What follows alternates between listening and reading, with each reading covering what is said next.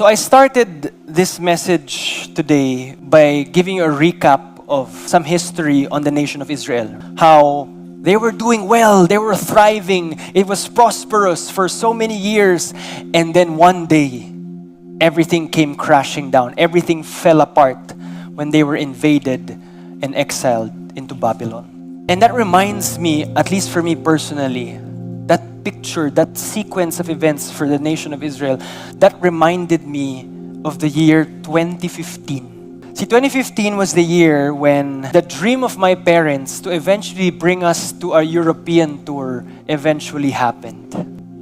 That was the year as well when Feast ATC was growing and thriving. It was also the year that I proposed to my best friend.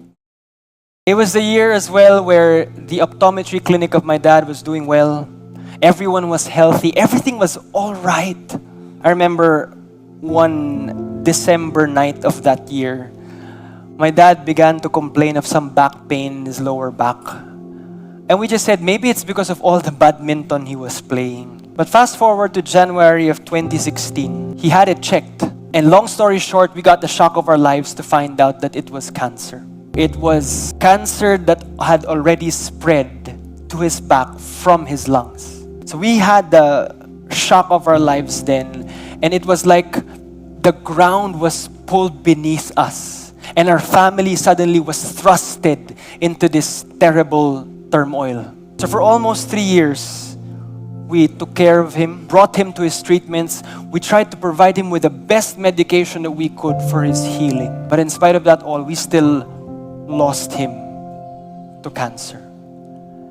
And that's when our lives fell apart. That's when it all came crashing down. That was our exile. But one thing that saved us in that season and kept us sane was the gift of lament.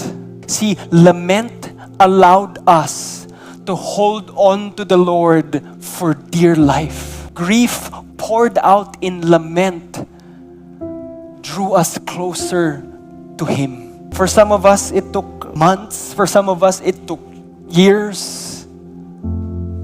But what was constant throughout that time of grief, and grief doesn't just happen once, it continues to reoccur even today. What is constant along that journey of grief and healing was the presence of God as we lamented. Sample, today, magta-39 ako. Parang, Lord, ang ganda sana no, kasama ko yung tatay ko dito. Ang ganda sana no, kung nakilala ni Kyler si Papa. Ang ganda sana. I mean, what would life be like? That's lament. And yet, I know in faith that I have a God who listens. I have a God who loves, even in the midst of my laments. And so I have proven that it's true.